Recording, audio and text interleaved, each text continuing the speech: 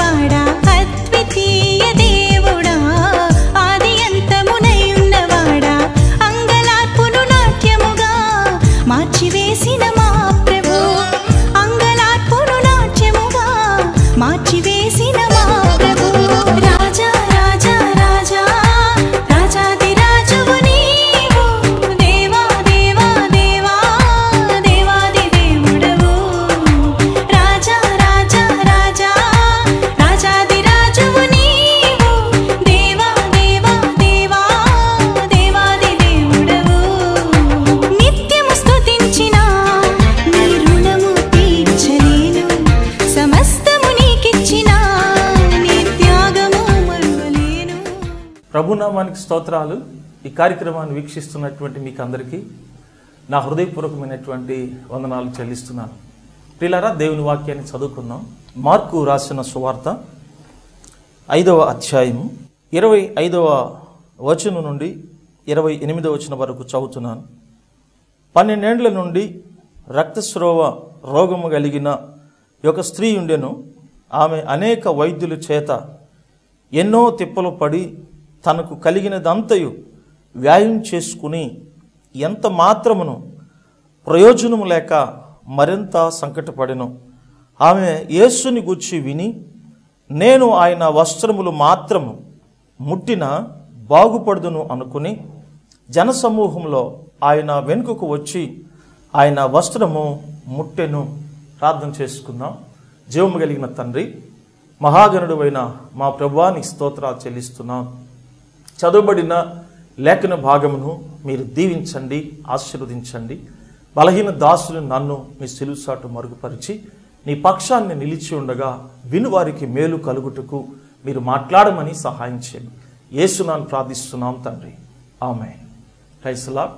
ప్రియులారా, మనం చదువుకున్నటువంటి మరి యొక్క భాగంలో 12 సంవత్సరాల నుండి రక్తస్రావ రోగము కలిగినటువంటి ఒక స్త్రీ మనకి ఇక్కడ కనిపించింది.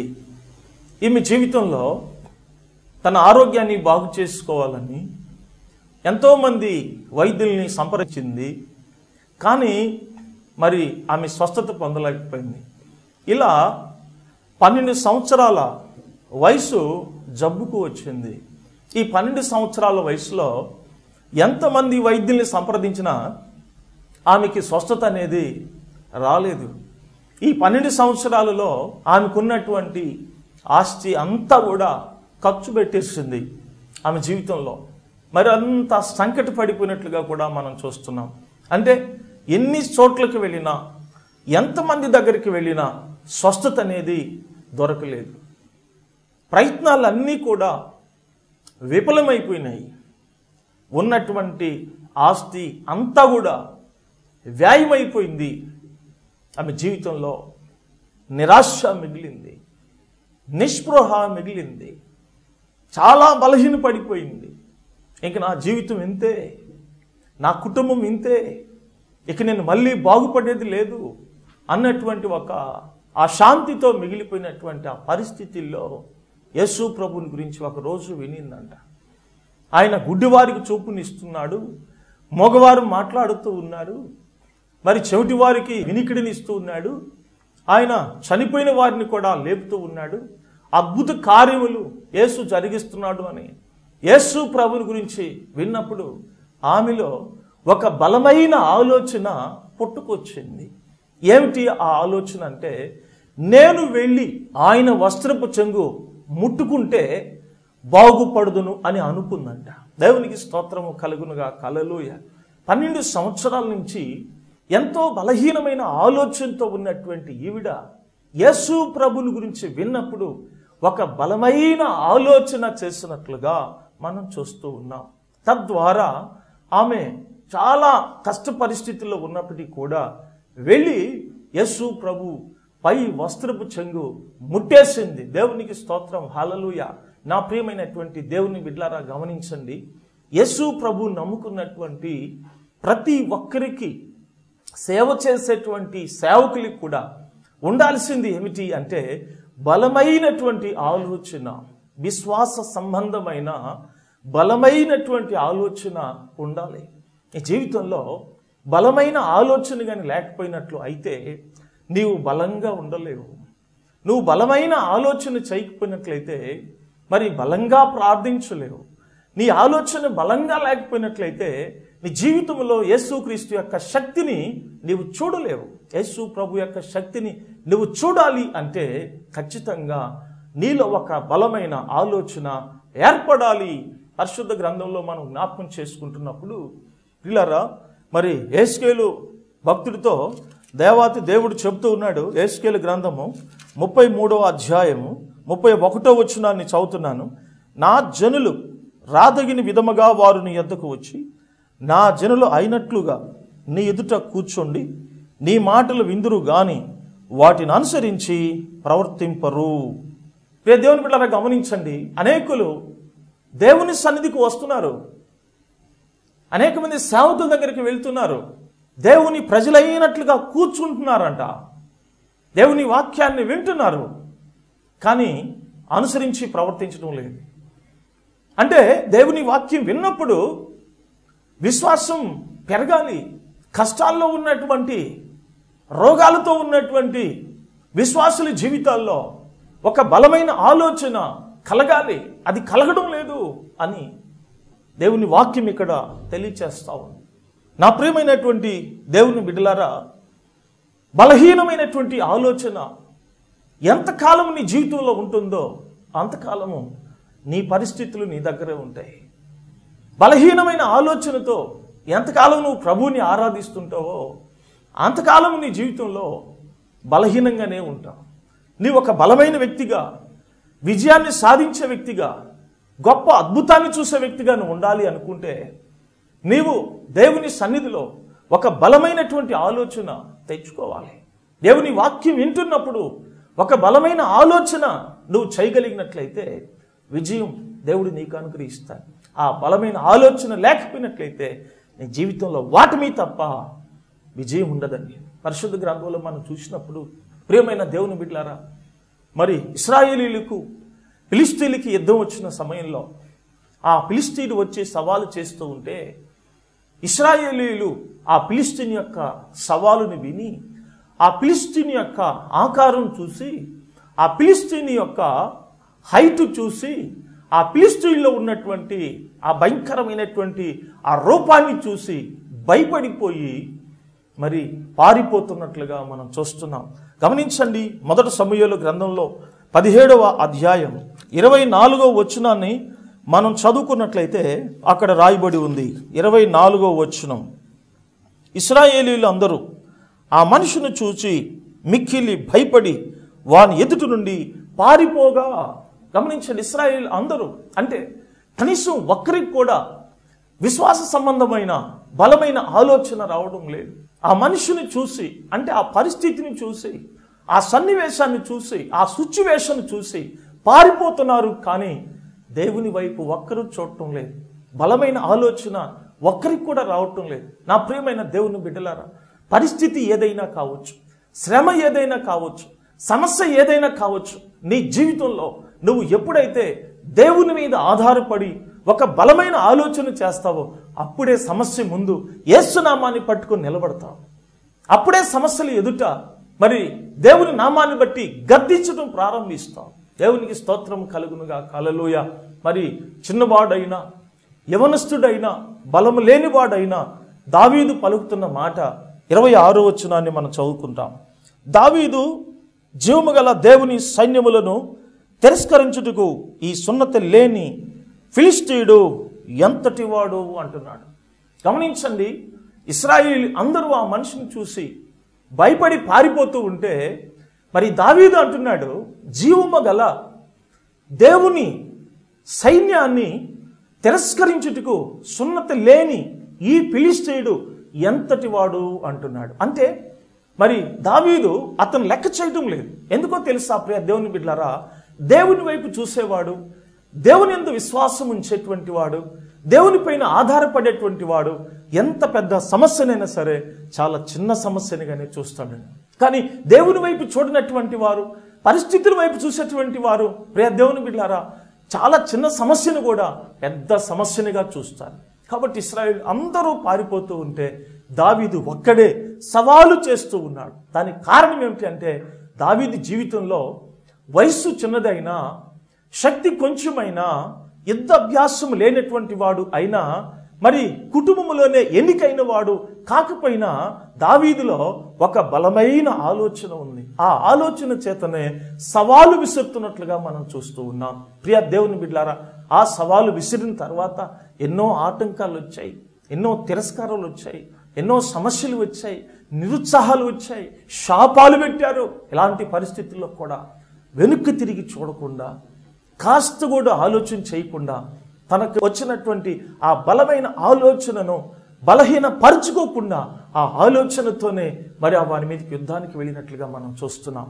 దేవుని బిడ్డలారా, మనం గమనించినట్లయితే 51వ వచనాన్ని మనం చదివితే, దావీదు ఫిలిష్తీయుని కంటే బలాఢ్యుడై ఖడ్గం లేకయే బొడిసేలతోనూ రాతితోనూ ఆ ఫిలిష్తీయుని కొట్టి చంపెను.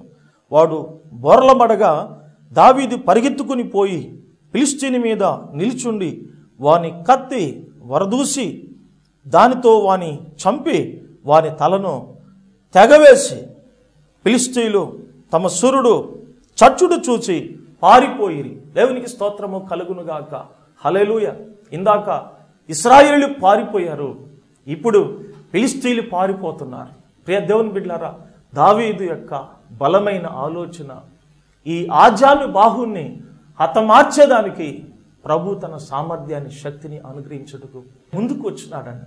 దేవునికి స్తోత్రం. హల్లెలూయా. కాబట్టి నా ప్రియమైన దేవుని బిడ్డలారా, ఎప్పుడైతే నువ్వు దేవుని పక్షాన నువ్వు నిలబడతావు, ఎప్పుడైతే నువ్వు దేవుని పక్షాన మాట్లాడగలుగుతావో అప్పుడే నీ జీవితంలో ఆ బలమైన ఆలోచన చూచిన దేవుడు సామర్థ్యం లేని నీకు, శక్తి లేనటువంటి నీకు సామర్థ్యాన్ని ఇస్తాడు, శక్తిని కూడా ఇస్తాడు. ఆయన ఇచ్చిన శక్తిని బట్టి, ఆయన ఇచ్చిన సామర్థ్యాన్ని బట్టి నీ శక్తికి మించిన కార్యాలు ఈ లోకంలో నువ్వు చేస్తావు, ప్రభు నామాన్ని మహింపరుస్తావు. దేవునికి స్తోత్రం. హల్లెలూయా.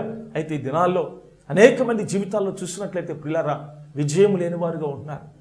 కనుక దావీదుకు వచ్చిన ఆ బలమైన ఆలోచన ఇశ్రాయేలీయులకు ఒక గొప్ప విజయాన్ని తెచ్చిపెట్టింది. ఓడిపోతున్నటువంటి ఇశ్రాయేలీయులు, భయపడిపోతున్నటువంటి ఇశ్రాయేలీయులు, పారిపోతున్నటువంటి ఇశ్రాయేలీయులు జయము జయమంటూ అరుస్తూ ముందుకు వచ్చినారు. ఒక్క దావీదులో ఉండే బలమైన ఆలోచన. నా ప్రియ సహోదరి సహోదరుడా, చాలా కాలం నుంచి దేవుని సన్నిధికి వెళ్తున్నావు, చాలా కాలం నుంచి దేవుళ్ళను ఉంటున్నావు, కానీ నీకు బలమైన ఆలోచన వస్తుందా?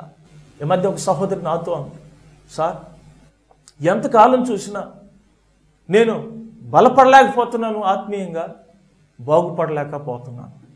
ఇట బలపడలేదు, ఇట బాగుపడలేదు. అందుకని అసలు యేసు ప్రభుని వదిలేస్తే పోద్ది కదా, చర్చికి రాకుండా మానేస్తే పోద్ది కదా అనుకుంటున్నాను అంది. నేను చెప్పాను, చనిపోతే నువ్వు ఎక్కడికి వెళ్తావమ్మా అని. ప్రియ దేవుని బిడ్డలారా, గమనించండి, చాలామంది ఆలోచనలు ఎలా ఉన్నాయంటే, నేను ఎంతకాలం దేవుని సన్నిధికి వెళ్ళినా నేను బలపడలేకపోతున్నాను, నేను ప్రార్థన చేయలేకపోతున్నాను, నేను బైబిల్ చదవలేకపోతున్నాను, వాక్యానుసారంగా నడవలేకపోతున్నాను, బాగుపడలేకపోతున్నాను, ఆశీర్వదించబడలేకపోతున్నాను, ఎందుకబ్బా నాకు ఈ భక్తి అని అనుకుంటున్నారు. ఏ ఆలోచన అండి ఇది? సహోదరుడా, ఏ ఆలోచన ఇది? ఈనాడు చాలామంది సంఘానికి వెళ్లకుండా మానేసినటువంటి వాళ్ళు ఉన్నారు. ఈనాడు కొంతకాలం సేవ చేసి ఇక నేను ఈ సేవ చేయలేనని వదిలేసినటువంటి వాళ్ళు ఉన్నారు. దేవుని బిడ్డలారా, కారణం ఏంటో తెలుసా? బలహీనమైనటువంటి ఆలోచన. కొంతవరకు చదివి ఇక నేను చదవలేను, నా వల్ల కాదు అని చదువు మానేసినటువంటి వాళ్ళు ఉన్నారు. ప్రియ దేవుని బిడ్డలారా, ఇక మీదట ఈ కుటుంబాన్ని నేను నడిపించలేను, నా వల్ల కాదు అని చెప్పి కుటుంబానికి దూరం అయిపోయినటువంటి వాళ్ళు ఉన్నారు. ఎలాంటి ఆలోచన? నా ప్రియ సహోదరి సహోదరుడా, ఈ కార్యక్రమాన్ని వీక్షిస్తున్నటువంటి నీవు బలహీనమైన ఆలోచన చేస్తున్నావా? బలమైన ఆలోచన చేస్తున్నావా? బలమైన ఆలోచన నీకు వచ్చినట్లయితే నువ్వు బాగుపడటానికి ఏదో ఒక 10 సంవత్సరాలు అక్కర్లేదు, నువ్వు దీవించబడటానికి ఏదో ఒక 20 సంవత్సరాలు అవసరం లేదు, నువ్వు స్వస్థత పొందటానికి ఏదో కొంత సమయం అక్కర్లేదు. దేవునికి స్తోత్రం, హల్లెలూయా. ఇప్పుడు నీ ఆలోచన మార్చుకుంటే, నీ నిర్ణయాన్ని మార్చుకుంటే, నీ తలంపులు మార్చుకుంటే, నీలో ఉండే బలహీనమైనటువంటి ఆలోచనలు మార్చుకుంటే, ఇప్పుడే ఈ కార్యక్రమాన్ని వింటుండగానే నీ జీవితంలో ప్రభు అద్భుతం జరిగిస్తాడు. బలమైన ఆలోచన కలిగి నువ్వు జీవించినట్లయితే దేవుడు ఒక గొప్ప అద్భుత కార్యాన్ని జరిగిస్తాడు నీ జీవితంలో. దేవునికి స్తోత్రము కలుగునుగాక, హల్లెలూయా. ప్రియ సహోదరి సహోదరులారా, బలమైన ఆలోచన నీకు వస్తుందా? ఎంతో కాలంగా వాక్యం వింటున్నావు, ఎంతో కాలంగా ప్రార్థన చేస్తున్నావు, ఎన్నెన్నో సాక్ష్యాలు నువ్వు వెళ్తున్న సంఘంలో వింటున్నావు, కానీ నీ ఆలోచన మాత్రం బలహీనంగానే ఉంది. ఒక్క అడుగు కూడా ఆత్మీయంగా ముందుకు వేయలేకపోతున్నావు. ఒకసారి నువ్వు ఆలోచించి, ఈ కార్యక్రమాన్ని నిన్ను ప్రేమించి దేవుడు నీ కొరకు ఏర్పాటు చేశాడు కనుక ఈ రోజు నుంచి బలహీనమైన తలంపులు వదిలి బలమైన తలంపుతో, బలమైన ఆలోచనతో నువ్వు ముందుకు సాగు. ప్రభు నీ జీవితంలో గొప్ప అద్భుత కార్యాన్ని జరిగిస్తాడు. కనుక ఈ 12 సంవత్సరాల నుంచి రక్తస్రావ రోగం చేత బాధపడుతున్నటువంటి ఈ స్త్రీ కూడా, ప్రియ దేవుని బిడ్డలారా, 12 సంవత్సరాల నుంచి చేయనటువంటి ఒక బలమైన ఆలోచన చేసింది. ఆ బలమైన ఆలోచన చేతనే మరి యేసు ప్రభు దగ్గరికి వెళ్ళి యేసు ప్రభు వస్త్రపు చెంగు ముట్టుకునింది. అంతేనండి. ప్రియ దేవుని బిడ్డలారా, జరిగిందేమిటో తెలుసా? 12 సంవత్సరాల నుంచి జరిగినటువంటి ఒక గొప్ప అద్భుతము తన జీవితంలో జరిగింది. మార్కు సువార్త 5వ అధ్యాయం 29వ వచనాన్ని మనం చదివినట్లయితే, వెంటనే ఆమె రక్త దార కట్టెను గనుక తన శరీరములోని ఆ బాధ నివారణమైనదని గ్రహించుకునేను. దేవునికి స్తోత్రం, హల్లెలూయా. గమనించండి ప్రియ దేవుని బిడ్డలారా, 12 సంవత్సరాల నుంచి ప్రారంభించబడిన జబ్బు, 12 సంవత్సరాల నుంచి వేధించిన జబ్బు, 12 సంవత్సరాల నుంచి భయంకరంగా మరి బాధ పెట్టిన జబ్బు, తన ఆస్తినంతా కూడా నాశనం చేసిన జబ్బు, అనేక వైద్యుల దగ్గరికి వెళ్ళినా కూడా నయం కాని జబ్బు, ఏ రోజు అయితే ఆమె బలమైన ఆలోచన చేసిందో, యేసు ప్రభు చెంగు ముట్టిందో, ఆ రోజే ఆమె స్వస్థత పొందింది. ఆ గడియలోనే, ఆ క్షణంలోనే ఆమె రక్తధార ఆగిపోయింది. దేవునికి స్తోత్రం, హల్లెలూయా. ఆమెలోని ఆ బాధ నివారణ అయిపోయింది. అసలు ఆమె అనుకోలేదండి, నేను మళ్ళీ బాగుపడతాను, నేను మళ్ళీ రక్షించబడతాను, నాకు మళ్ళీ మంచి ఆరోగ్యం వస్తుంది, నేను మళ్ళీ కుటుంబంలో సంతోషిస్తాను, నా భర్తతో పిల్లలతో ఆనందిస్తాను, ఈ లోకంలో ఎక్కువ కాలము జీవిస్తాను. ఆమె అనుకోలేదు. బలమైన ఆలోచన ఎప్పుడైతే వచ్చిందో, ఊహించని అద్భుతం, గ్రహించని గొప్ప శక్తిని ఆమె అనుభవించింది. ప్రియ దేవుని బిడ్డలారా, సామెతల గ్రంథంలో 9వ అధ్యాయం 11వ వచనాన్ని ఒకసారి మనం చదువుకున్నట్లయితే అక్కడ ఏముందంటే, నా వలన నీకు దీర్ఘాయువు కలుగును, నీవు జీవించు సంవత్సరములు అధికములగును. ఒకవేళ ఆమె యేసు ప్రభుని గురించి విన్నప్పుడు బలహీనమైన ఆలోచనతోనే ఉండి, ఇంతమంది దగ్గరికి వెళ్ళిన తర్వాత నేను బాగుపడలేదు కదా, యేసు ప్రభు దగ్గరికి వెళ్ళినంత మాత్రాన్ని నేను బాగుపడిపోతానా అన్నట్లుగా ఆమె బలహీనమైన ఆలోచనతోనే ఉండి ప్రభు దగ్గరికి రాకపోతే ఆమె చనిపోయి ఆమె సమాధైపోవాల్సింది. నా ప్రియమైన దేవుని బిడ్డలారా, ఎప్పుడైతే ఆమె ఒక బలమైన ఆలోచన తెచ్చుకుని ప్రభు దగ్గరకు వచ్చిందో, ప్రభు వస్త్రపు చెంగు ముట్టిందో, వెంటనే ఆ జబ్బు నిర్మూలమైపోయింది. ఆమెకి ప్రశాంతమైనటువంటి మరి వాతావరణం ఏర్పడింది. ఎంతో నెమ్మది, సమాధానం వచ్చింది. అందుకే వాక్యం అంటుంది, నా వలన నీకు దీర్ఘాయువు కలుగును, నీవు జీవించు సంవత్సరములు అధికములగును. యేసు వల్ల ఆమె దీర్ఘాయువు పొందింది. ఆమె జీవించే సంవత్సరములు అధికములైనాయి. దేవునికి స్తోత్రం, హల్లెలూయా. బలమైన ఆలోచన గొప్ప విజయాన్ని కలిగిస్తుంది. బలమైన ఆలోచన అంతరించే ఒక జీవితాన్ని దేవుని బిడ్డలారా మరి నూతన పరుస్తూ ఉంది. ఈ రక్తస్రావ రోగము కలిగిన ఈ స్త్రీ జీవితం అంతరించిపోవాలి. అంతరించిపోయే ఈ జీవితం ప్రారంభించబడింది.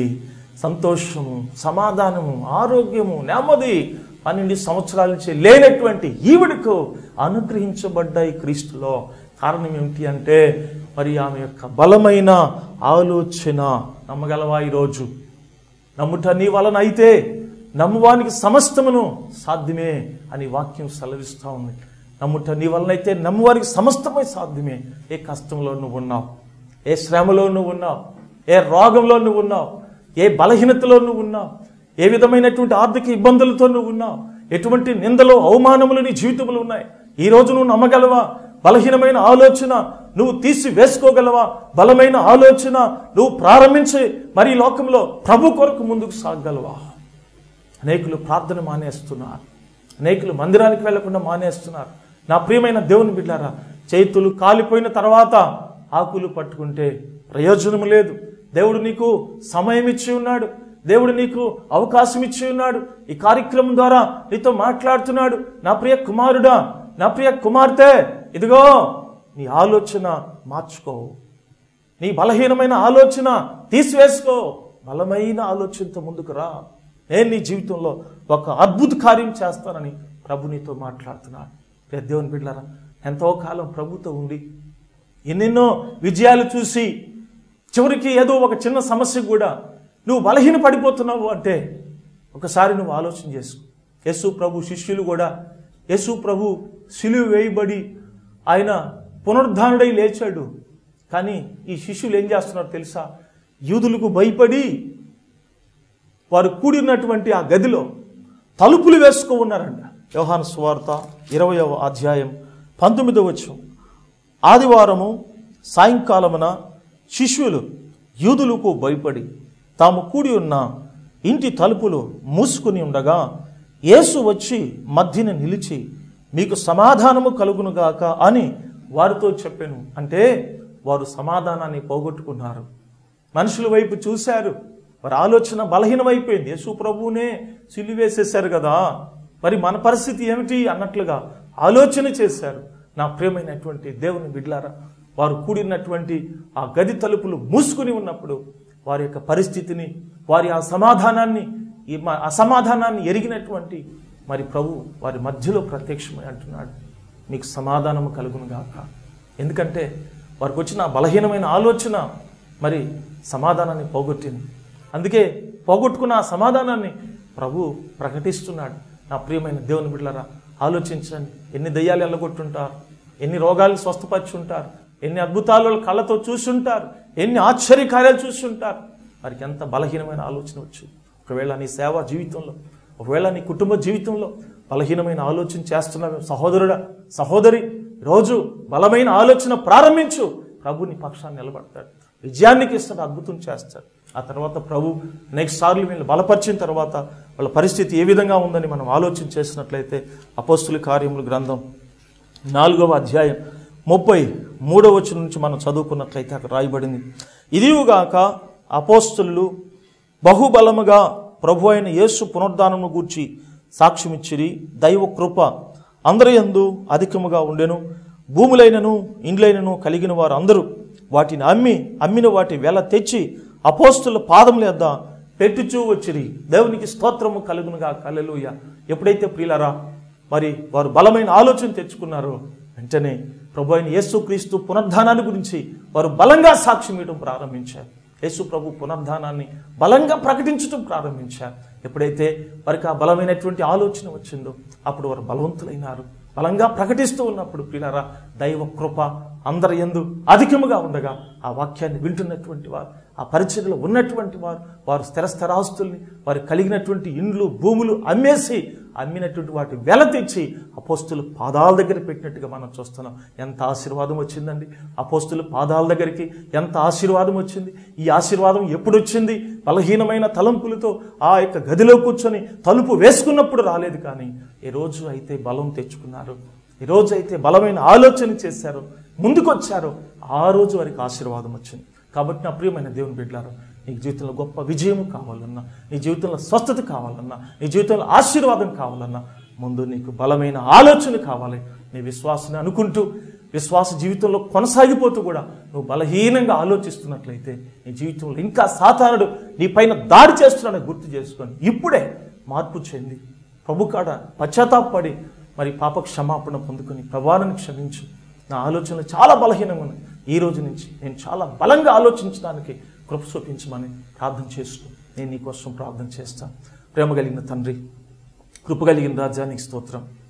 ఈ లోకంలో నాయన అనేక సంవత్సరాలు నీలో ఉంటూ, నీతో ఉంటూ, నీ సంఘములో ఉంటూ, నీ బాధలు వింటూ అనేకులు ప్రభువా నాయన బలహీనమైన ఆలోచనలు చేస్తూ వారి జీవితంలో విజయాన్ని సాధించలేకపోతున్నారు, స్వస్థత పొందలేకపోతున్నారు, ఆశీర్వాదం పొందలేకపోతున్నారు. కనుక ఈ కార్యక్రమం ద్వారా ప్రతి వారిని నీవు ప్రోత్సహించాలని ఉద్దేశించిన మాట కొరకు స్తోత్రాలు చెల్లిస్తున్నాను. ఆయన జ్ఞాపకం చేసుకొని ఆ తండ్రి ఏ స్థితిలో ఉండి ఈ కార్యక్రమాన్ని వీక్షిస్తున్నారు, ఆ బిడ్డల యొక్క ఆయన హృదయం యొక్క పరిస్థితి మీరు బహాటంగా ఎరిగి ఉన్నారు. కనుక మీ కృప చూపించండి, అద్భుత కార్యం జరిగించండి నాయన. అయా స్తోత్రం. వ్యాధుల నుంచి విడిపించండి ప్రభా, ప్రతిపదన రోగమును బాగు చేయండి తండ్రి, అసమాధానాన్ని తొలగించండి ప్రభా, సంతానము కలిగించండి ప్రభా. మరణ పడకల మీద మరణ భయముతో పోరాడుతున్నటువంటి వారిని జ్ఞాపకం చేసుకుని అట్టి పరిస్థితి నుంచి విడిపించమని ప్రార్థిస్తున్నాం. కుటుంబాల నెమ్మది, కోర్టు సమస్యల నుంచి విడుదల మీరు దయచేయమని ప్రార్థిస్తూ ప్రతి విధమైన పరిస్థితుల నుంచి విడుదల కలిగించమని మహిమ ఘనత ప్రభావములు మీరు పొందమని యేసునామములో ప్రార్థించి వేడుకుంటున్నాం తండ్రి. ఆమేన్. పరమ తండ్రి దేవుని ప్రేమ, మన రక్షకుడైన యేసుక్రీస్తు వారి ఉచిత కృప, పరిశుద్ధాత్మ యొక్క అన్యోన్య సహవాసం, ఐక్యత, సమాధానం ఇంతవరకు ఈ కార్యక్రమాన్ని వీక్షించిన ప్రతి ఒక్కరికి సదాకాలము తోడుగా ఉండి నడిపించి వర్ధిల్ల చేయునుగాక. ఆమేన్. God bless you. ఇంతవరకు ఈ కార్యక్రమాన్ని వీక్షించిన మీ అందరికీ మా హృదయపూర్వక వందనములు. ఈ కార్యక్రమం ద్వారా మీరు పొందిన మేలులు, ఆశీర్వాదాలు, ప్రార్థన అవసరతలు మాకు తెలియపరిచినట్లయితే మేము మీ కొరకు ప్రార్థన చేస్తాం. మా అడ్రస్ బి దానియల్ పాస్టర్ గారు, ఏలిం మినిస్ట్రీస్, పరిశుద్ధాత్మ స్వరం, భగత్ సింగ్ నగర్, బైపాస్ రోడ్, బుచ్చిరెడ్డిపాలెం, నెల్లూరు జిల్లా, ఆంధ్రప్రదేశ్. మా ఫోన్ నెంబర్లు 7727050047, మరొక నెంబర్ 986664722218. మీ అందరికీ నా వందనములు.